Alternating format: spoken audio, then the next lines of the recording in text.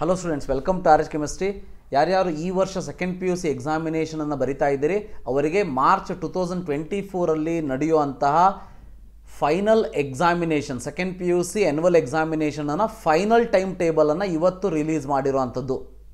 S my dear students, ನಿಮ್ಮ ಒಂದು examination 1ನೇ ತಾರೀಕು ಮಾರ್ಚ್ 1ರಿಂದ ಸ್ಟಾರ್ಟ್ ಆಗ್ತದೆ. ಮೊದಲನೇ ಎಕ್ಸಾಮಿನೇಷನ್ ಕನ್ನಡ ಇರುವಂಥದ್ದು. ಅದಾದ ಮೇಲೆ ಸೆಕೆಂಡ್ 2ನೇ ತಾರೀಕು ಮತ್ತು 3ನೇ ತಾರೀಕು ಯಾವುದೇ ಎಕ್ಸಾಮಿನೇಷನ್ ಇಲ್ಲ. ಬಟ್ 4ನೇ ತಾರೀಕು ಮ್ಯಾಥ್ಸ್ ಎಕ್ಸಾಮಿನೇಷನ್ ಇದೆ. 5ನೇ ತಾರೀಕು ನಾನು ಸೈನ್ಸ್ ಅಷ್ಟೇ ಹೇಳ್ತಾ ಹೋಗ್ತಿರೋದು.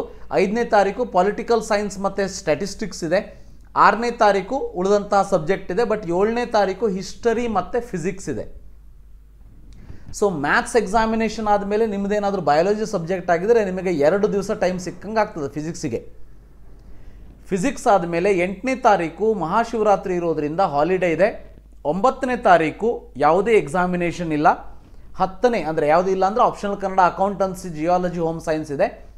10ನೇ ತಾರೀಕು ಯಾವುದೇ ಎಕ್ಸಾಮಿನೇಷನ್ ಇಲ್ಲ. 11ನೇ ತಾರೀಕು ಸೊ 11th ಲಾಜಿಕ್ ಮತ್ತು ಬಿಸ್ನೆಸ್ ಸ್ಟಡೀಸ್ ಇದೆ. 12ನೇ ತಾರೀಕು ಟ್ಯೂಸ್ಡೇ ನೋ ಎಕ್ಸಾಮ್. 13ನೇ ತಾರೀಕು ಇಂಗ್ಲೀಷ್. ಅಂದರೆ ಸೈನ್ಸನ್ನು ತೆಗೆದುಕೊಂಡಂಥ ವಿದ್ಯಾರ್ಥಿಗಳಿಗೆ 7ನೇ ತಾರೀಕು ಆದ ಮೇಲೆ ಇಂಗ್ಲೀಷಿಗೆ ನೋಡಿ 8, 9, 10, 11, 12 5 ದಿನ ಟೈಮನ್ನು ಕೊಟ್ಟಿದ್ದಾರೆ ಇಂಗ್ಲೀಷಿಗೆ. ಅಂದರೆ ಇಂಗ್ಲೀಷಿಗೆ ನಿಮಗೆ ಸಾಕಷ್ಟು ಟೈಮ್ ಇದೆ.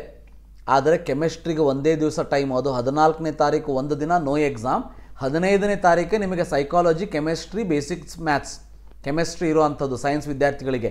16ಕ್ಕೆ ಎಕನಾಮಿಕ್ಸ್, 17ಕ್ಕೆ ಏನೂ ಎಕ್ಸಾಮ್ ಇಲ್ಲ. ಸೈನ್ಸ್ದವರಿಗೆ ಬಯಾಲಜಿಗೆ 2 ದಿನ ಟೈಮನ್ನು ಕೊಟ್ಟಿದ್ದಾರೆ.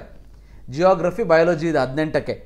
19ಕ್ಕೆ ಟ್ಯೂಸ್ಡೇ ನೋ ಎಕ್ಸಾಮಿನೇಷನ್. 20ನೇ ತಾರೀಕಿಗೆ ಕಂಪ್ಯೂಟರ್ ಸೈನ್ಸ್. 21ಕ್ಕೆ ನಿಮಗೆ ಸಂಸ್ಕೃತ ಇದೆ, ತಮಿಳಿದೆ, ತೆಲುಗು ಇದೆ. 22ನೇ ತಾರೀಕಿಗೆ ಹಿಂದಿ ಇದೆ.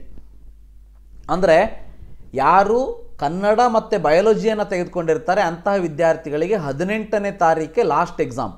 18th is the last examination for them.